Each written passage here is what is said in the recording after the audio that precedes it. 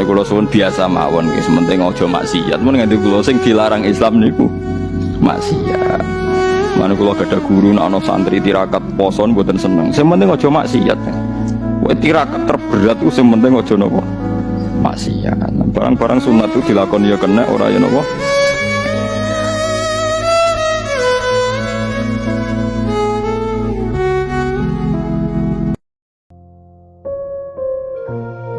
Eleng-eleng ya kowe wau nggih napa sifatnya orang baik yang di Quran itu kita pelajari lalu kita tiru. Misalnya sifatnya orang baik termasuk apa itu ala inna auliya Allahi la khaufun alaihim wa lahum tidak pernah punya rasa takut, rasa gelisah, itu harus kita tiru. Karena kalau kita punya rasa gelisah itu biasanya lama-lama gak ridho mek kodok qadar. Itu kudu ceria. Lu kula sebagai manusia sering susah. Tapi saya paksa, susah itu saya hilangkan. Karena kalau saya rasakan susah terus, lama-lama saya agak ridho mek kodok qadar. Makanya saya paksa, seneng tak paksa. Sesuai kulino. Nganti kalau saat ini rasa susah. Di murid kira jelas sudah susah. Sangking apa? Nah kiai kan susah. Aku di murid wae Gus, tuwa iki kita serah jelas. Oh goblok cara aku kiai ngono. Ora usah ngono. Zaman akhir ana wong ngaji go kitab ku hebat. Ana ngrungokno ngaji ku hebat. Ana ora paham tekone majelis ku hebat. Lah nek paham teko kan wajar, kira paham kok teko kan luar biasa. Nak ana penikmat ngaji paham biasa. Ini gak paham kok teko. Wae guyu iso. Guyu hebat. Nah, ana menteri dilantik guyu wajar, ora menteri ra kok guyu. Iku kemungkinane loro, saking waline saking gedenge iku semua. Pokoke seneng ibadah.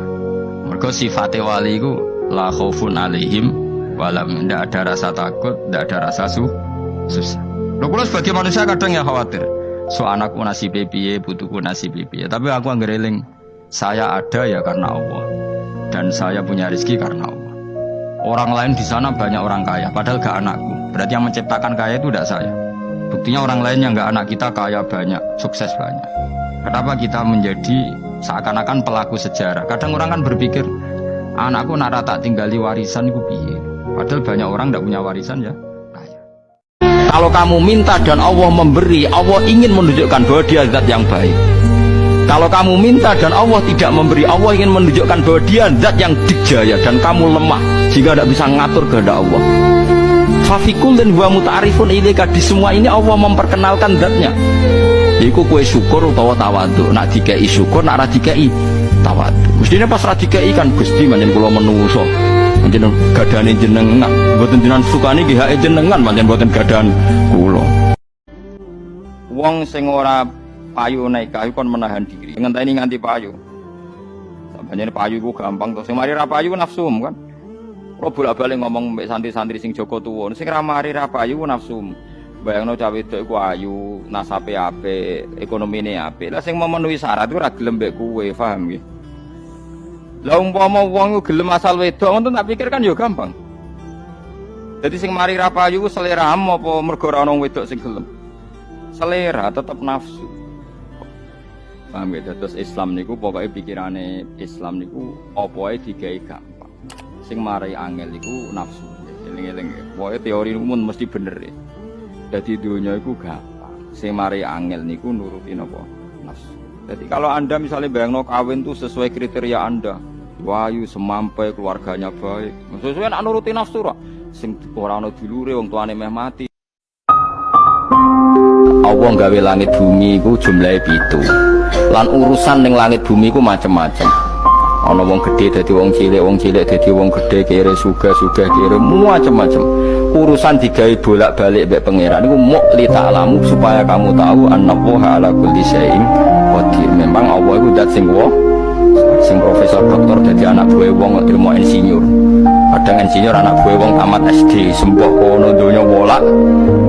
Muk Allah iku muk kepengin kowe iku ngerti pancen Allah wa ala kulli syai'in qadir. Dadi ya tanazzalu dadi tumurun apa al-amru bainahunna, urusan langit bumi kabeh digawe variasi, digawe macam-macam. Mau Allah kepengen kowe iku li ta'lamu. Kata Ubay bin Ka'ab, dan ini menurut saya benar sekali, dan kamu harus ngikuti Ubay bin Ka'ab.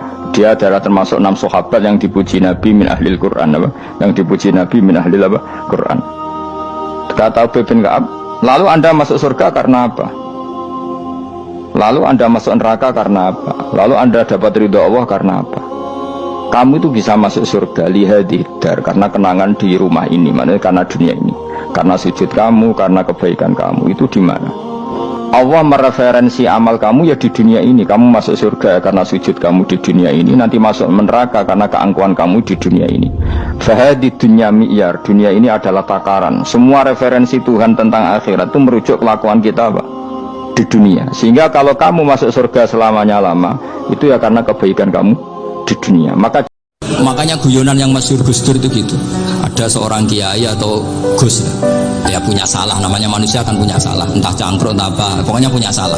Ada wartawan yang ngiranya semua kiai itu orang suci, sehingga tanya sama Gus Dur, Gus itu ada kiai kok, ya pokoknya salah lagi. Tapi jangan bayangkan dosa besar, enggak, kecil-kecil aja. Itu gimana itu? Padahal kiai kan orang suci. Jawabnya Gus Dur lucu. Ya justru yang boleh salah itu para kiai. Kalau kamu nggak boleh. Kok bisa Gus? Karena mereka tahu caranya tobat. Repot. Kalau kamu nggak tahu caranya, sama pelanggaran hukum itu ya harus pakar-pakar hukum. Itu yang tahu caranya rekayasa. Kalau kamu ya kena pasal kan. Jadi kamu jangan niru saya ini punya sekian cara. Kita ini sering debat tapi sama sekali nggak nekuni ilmu itu. Satu karena bodoh, dua karena sombong, ya tiga karena kurang pekerjaan. Murah bidangnya kok ngomong. Nah, itu yang paling sering ya tiga. Misalnya gini, debat kenapa sih Muhammadiyah kok geger perkara awal apa? Awal Sawal. Terus saya debat suun-suunan, wah saiki negara bela NU, bela Muhammadiyah. Jadi ilmunya nggak mau tapi tuduh-tuduhannya. Sebetulnya kan ilmu gampang. Kalau kamu ingin tahu jawabannya ya belajar falak kan selesai. Nah utakmu cukup kan belajar falak. Ora usah nimbrung ikut ngomong. Wong ilmu astronomi itu kan objektif kok dianalisis secara apa? Politik. Sampai jadi istilah anak ru'yah itu NU. Hisab itu Muhammadiyah.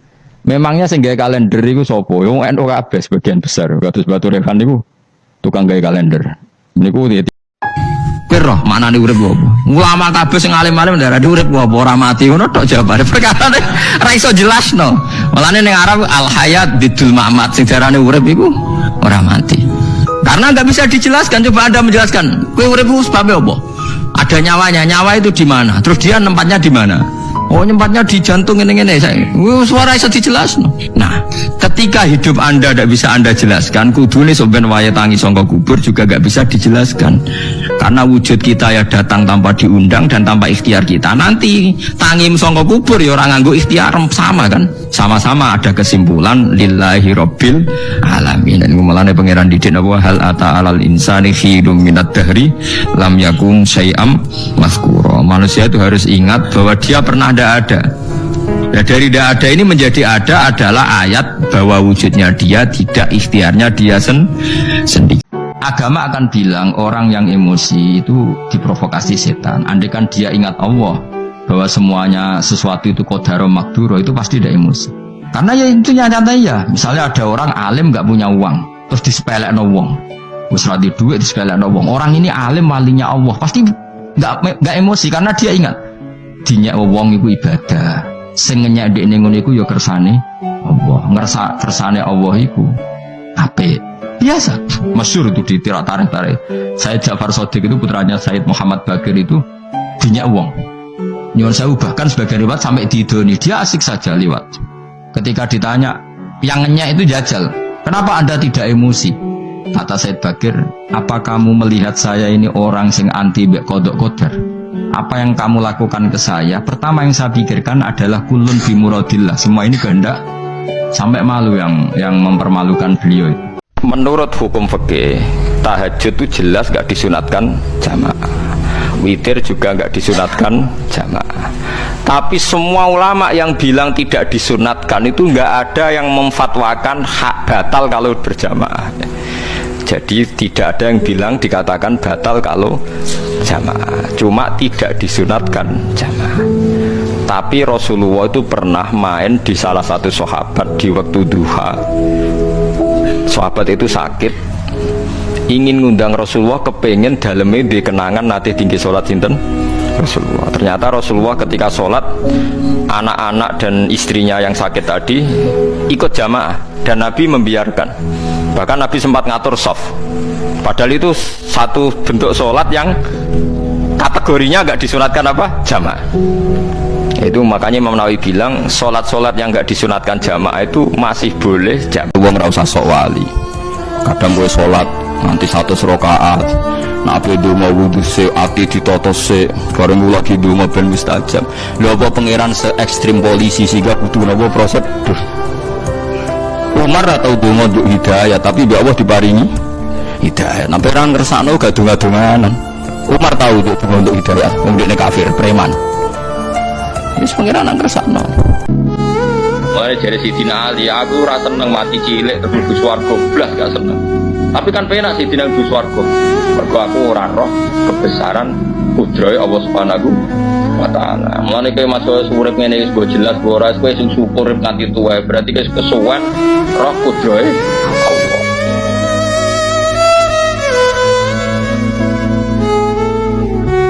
Bahwa hadhihi sholawat sighatus sholawat itu sighat sing nyelametkan hadil ummah ila yaumil qiyamah. Dan ini cerita-cerita ngaji tahqiq ingkang sanate musalsal ila Rasulillah sallallahu alaihi wasallam. Terus kula suwun seneng Rasulullah nggih wonten sing baca sholawat dengan jumlah besar. Wonten sing bacanya ndak besar tapi ngerti sirrun min asrori sholawat. Jadi iku piye supaya sholawat iku nunjukno mahabbah kita lan keyakinan kita nak Nabi niki afdhalul khalqi paling disenengi Allah. Tapi sekaligus Nabi tetap Abdullah wa Rasul. Cukup dengan redaksi Allahumma sholli ala Muhammad Allahumma sholli. Ikhlas itu menurut saya itu roh. Orang tidak ikhlas itu menurut saya itu orang aneh. Ikhlas itu gampang. Sudah saya bilang kalau kamu yakin ilmu itu milik Allah, ngasihkan juga ikhlas itu milik Allah.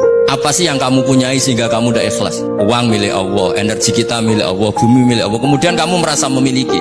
Merasa memiliki itu kalau dalam ilmu tasawuf sudah kesalahan kan. Bagaimana Anda punya? Coba tahu-tahu tanah itu kok milik Anda. Karena saya beli, saya beli dari orang, dari Zaid. Tapi kalau suwun apapun dosane katai sampeyan pokok istighfar. Ngendikane Kanjeng Nabi soe wong beristighfar di sepuro pangeran kaya mawalat tetu ummu, kaya hari zaman dilahirno napa ibu. Saman kudu yakin daripada kue yakin dosam terus kaya ora wani ketemu pangeran terus nganggep pangeran kaya polisi sing taat sing apa-apa diso. Sahabat wong Bedui, ya Rasulullah, kalau nanti saya mati yang hisab saya siapa? Allah jadi. Binafsihi ambi malaikati. Allah dia ngongkon malaikat. Kanjeng Nabi jawab, ya Allah dhewe. Langsung mueh guyu, bejo Gusti kula sing mesti api ana Allah. Nek malaikate aku kuat. Lha Kanjeng Nabi akhirnya ngendikan, faqihun jalal jannah. Wong iku lho pinter tenan iku dakhalal apa? Jannah. Kita takoki Kanjeng Nabi, lha kan Allah dhewe kok seneng. Kenangan saya dengan Allah itu baik-baik saja.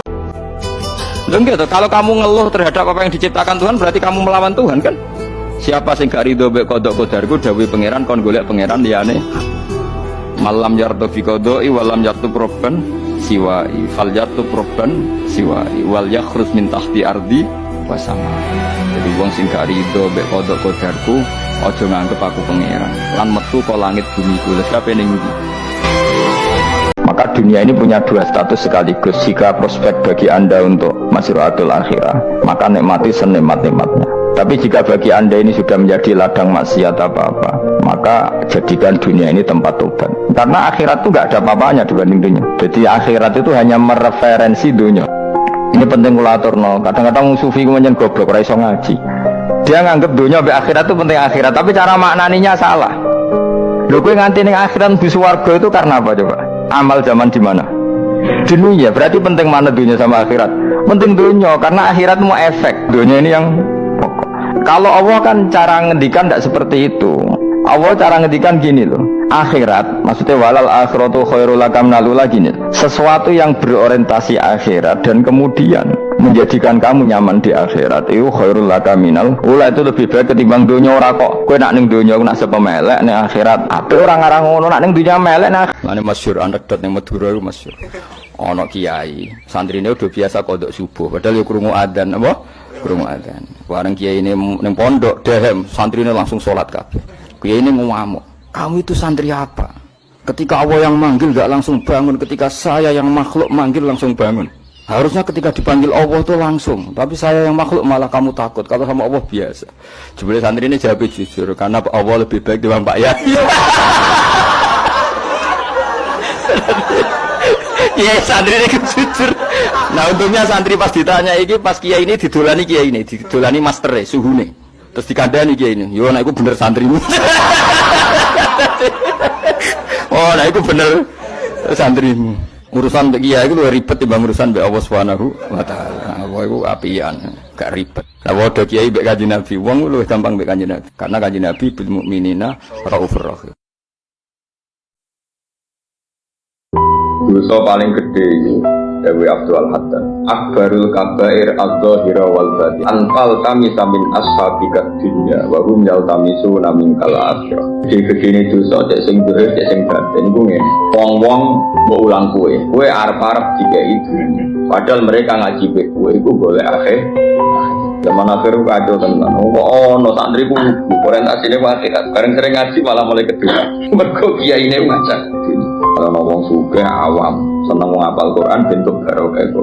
Kowe dhewe yakin barokah untuk santri. Wae lucu dong, sing kono bodho wae yakin barokah ya Quran. Kowe mau yakin barokah itu ya utek elek. Iku jenis salah satu waktu jalan iku akbarul kabair az-zahirah wal batinah. Ane pokoke biasa ae, kula suwun iku sing biasa. Kalau hafal Quran. Kamu tahu caranya ngelola nyawa kamu?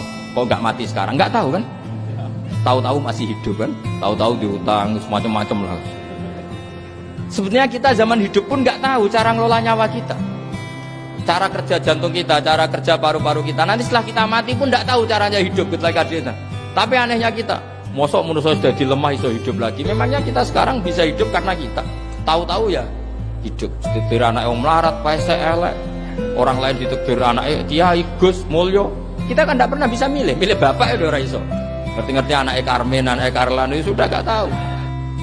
Artinya gini ya, sudah ya Allah ketika saya hidup ya tidak tahu kenapa saya hidup, pasti engkau yang menghidupkan. Ketika saya mati juga gak tahu kenapa saya mati, pasti engkau yang menghidupkan dan mematikan. Maka saya akan baik-baik saja di akhirat, karena ketika di dunia Tuhannya yang engkau, ketika di akhirat Tuhannya, dan sifat engkau tidak akan rubah, tetap bedane ayam karo seneng ki apa? Ayam niku sifat akhirat, seneng niku sifat donya. Sing marai seneng ki duit, tapi duit urung mesti marai ayam. Mula Gus Dur ngajak uripe ayam rumangsa aman sebab duwe salat, maksudnya aku.